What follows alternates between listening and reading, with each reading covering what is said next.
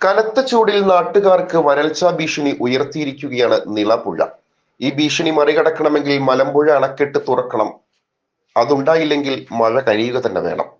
അടുത്ത കാലത്തും ഒന്നുമില്ലാത്ത വിധമാണ് നിളപുഴ വറ്റിവരണ്ടിരിക്കുന്നത്. പാമ്പാടിയിൽ എക്കിടി തടയണ നിർമ്മിച്ചതിനു ശേഷം ആദ്യമായി പുഴയിലെ വെള്ളം വറ്റി.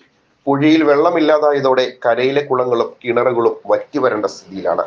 ആളിയാർ അണക്കെട്ട് തുറന്നെത്തിയ വെള്ളം 3 കിലോമീറ്ററോളം ദൂരത്ത് പെരിങ്ങോട്ടുകുറിശ്ശിയിലെ ഞാവലിൻകടവ് വരെ എത്തി നിൽക്കാൻ തുടങ്ങിയിട്ട് ആഴ്ച ഒന്നായി. നീരൊഴുക്ക് നിലച്ചതോടെ ഈ തടയണയിൽ നിന്ന് പുഴയുടെ തിരുവല്ലാമല ഭാഗത്തേക്ക് വെള്ളമെത്താനുള്ള സാധ്യതയും അടഞ്ഞു. പാലക്കാട് കളക്ടറെ കണ്ട് സങ്കടം ബോധിപ്പിച്ച പഞ്ചായത്ത് അധികൃതർക്ക് മലമ്പുഴ അണക്കെട്ട് തുറക്കാമെന്ന് ഉറപ്പ് ലഭിച്ചിട്ടും ഒന്നും നടന്ന മട്ടില്ല. മലമ്പുഴയിലും വെള്ളം കുറവാണെന്നാണ് അറിയുന്നത്. 100-ലേറെ കന്നുകാലികൾക്ക് വെള്ളം നൽകുന്ന കാര്യത്തിലും ആശങ്കയുണ്ട്. കരയിലെ ജലനിരപ്പ് താഴ്ന്നു പോയത് മൂലം വരും നാളുകളിൽ ജലക്ഷാമം രൂക്ഷമാകുമോ എന്നാണ് നാട്ടുകാരുടെ ആശങ്ക.